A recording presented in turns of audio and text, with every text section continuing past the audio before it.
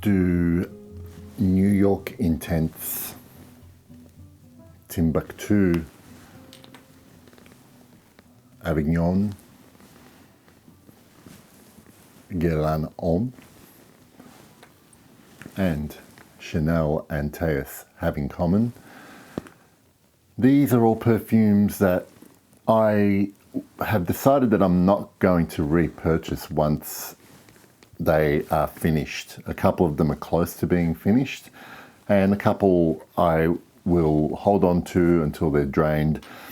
And I might still change my mind, but this is just a thing I'm going through in terms of my bottle, my wardrobe, my rotation. I've really gotten to a point now where I've completely lost my impulse to buy every new thing that I like and sample that I need a bottle.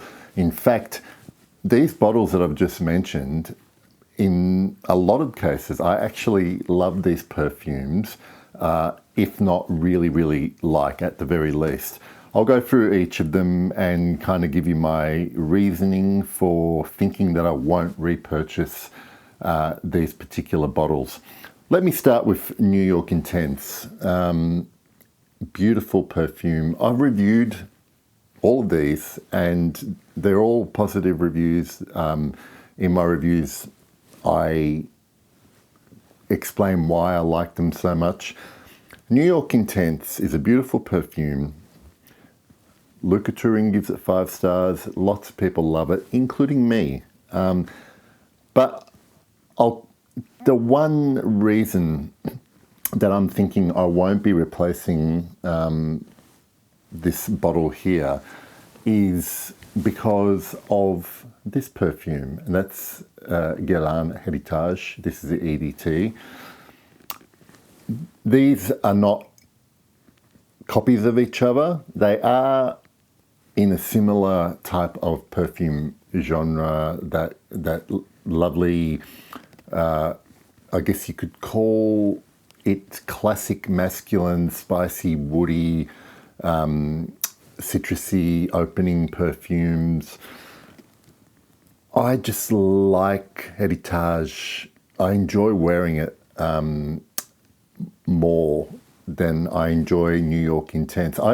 Essentially, it boils down to whenever I feel like wearing either one of these, they're basically interchangeable. I don't think that they are unique enough to each other for me to have both of them, especially given that every time I wear Heritage, I just really enjoy wearing it. I love the experience of wearing it. And occasionally I get that with New York Intense, but I just never feel that same kind of... it feels like every time I spray the Guerlain on, it's like the first time I'm wearing it, whereas New York Intense has become more familiar to me and I'm not as excited by it. So that's my reasoning with this particular one here, New York Intense. It's a great perfume, and I'm sure there will be people watching this who much prefer this one to this one. Value for money wise, this kind of really outshines New York Intense as well. So it's really, to me, it's just a matter of taste and how I react to wearing those particular perfumes, and that is the reason why I probably won't be repurchasing New York Intense. Timbuktu. It was my gateway to niche perfume, my gateway to stepping outside of the designer realm of, crowd-friendly, people-pleasing perfumes into something that, when I smelled this, I had never smelled anything like it. It really opened up my nose and my eyes to what was available out there. However, for a long time up there with my, very favorite perfumes, until I discovered It's kind of L'Artisan Parfumeur cousin named Zonka. Now, again, they are not the same the way New York Intense and Heritage are, but they are related. They're from the same perfumer. I just find Zonka to be like it really makes me feel something when I wear it. And every time I wear Timbuk2, it's very pleasant and I enjoy it. But again, I just don't feel the excitement about wearing Timbuk2 that I once did. So again, this is, reaching the end of the bottle. I have had this 50ml bottle for a long time and there's still quite a bit in there and I'll happily finish it. But I can already tell that once it's finished, I know that I'm not going to be desperate or eager to try and replace it. I want to talk about Guerlain Homme. Okay, so this is kind of unique in this group of perfumes because it is one that I specifically reserve for the warmer season, summer here in Australia. I don't really wear this one when it's colder. As lovely as this is, and as pleasant smelling as it is, it really is. It just really doesn't excite me, the thought of wearing this anymore. And in this particular case, I like this perfume. It's a really lovely smelling perfume. But where I look at my perfume wardrobe, there is kind of a shortage.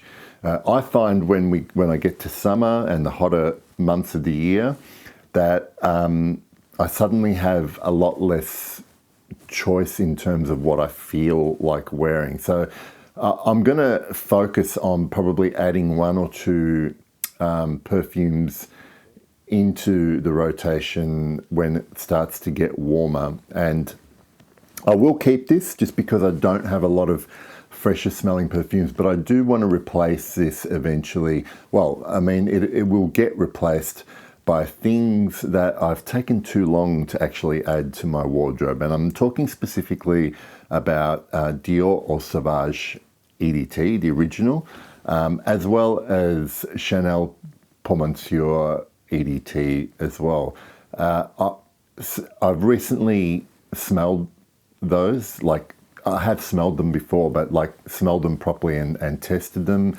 And they, to me, are just more, there's more going on than the Guerlain Homme. This is a little bit too, this is made for more modern taste, whereas I'm really craving stuff with some history behind it, I guess, something that's a little bit more complex. And I find that with that Chanel and the Dior.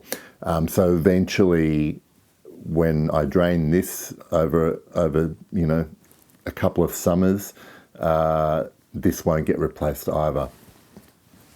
Comme des Garçons Avignon is one of the most beautiful frankincense incense perfumes that I have worn, owned.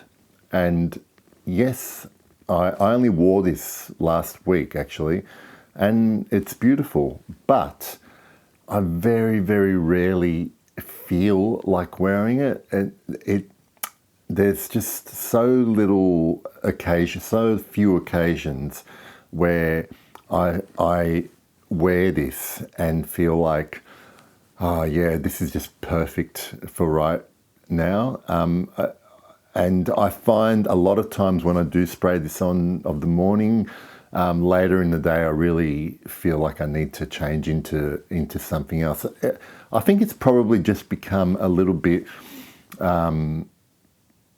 it feels almost like a little bit of a burden to wear. It's a very strange feeling. Like it's something you spray on well, I spray on at a whim, like I have a feeling or a thought and I spray it on, and then that feeling doesn't last very long, and all of a sudden I slightly regret having it on and spray something else once it's gone weak, or if I have to shower, I'll shower it off. And as much as I like incense in general as a note in perfume, I'm not sure I want my perfumes to be all about incense these days anyway.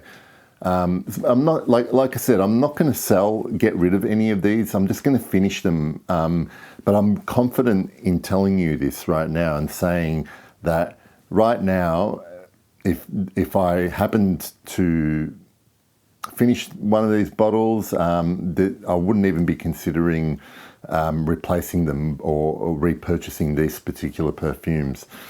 Final one, Chanel Antaeus. Now, this one, again, is a love. Like I would say it's a love, but like Avignon, it's a very, very rare that I think about what I'm going to wear, and sometimes I have to force myself to wear this just because I haven't worn it for a long time. And I'm going to spray some on.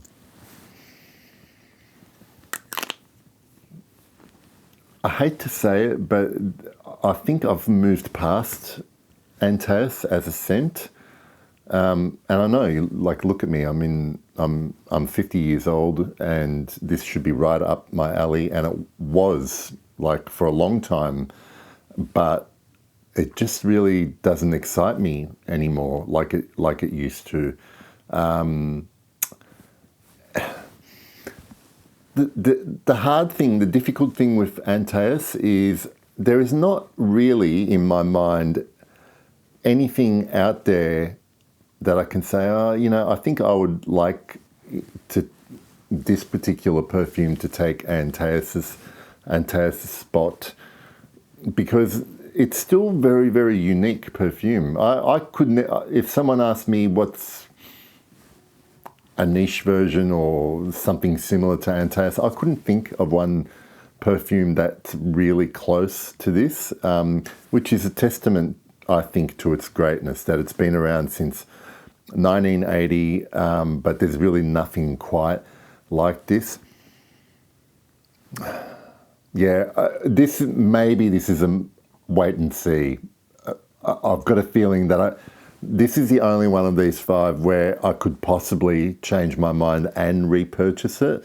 But what I would do is definitely test whatever the current version is at the time, and see how I feel about it.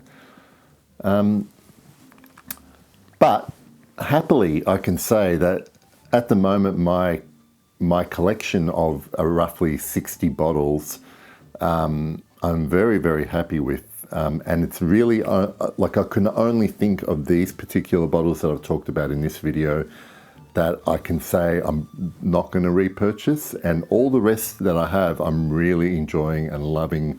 So that's a good sign, I think, that I've managed to curate my bottle collection to a point where I love and want to keep 90% of them.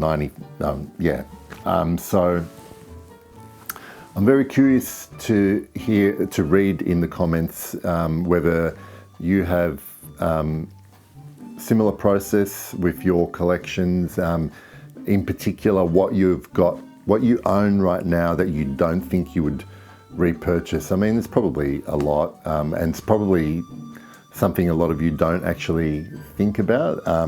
So it's almost like the anti-backup bottle perfume video. It's perfumes that I will not be repurchasing, and that's it. Five different perfumes, and I've told you about them, and now I'm going to go away and see you in the next video. Bye.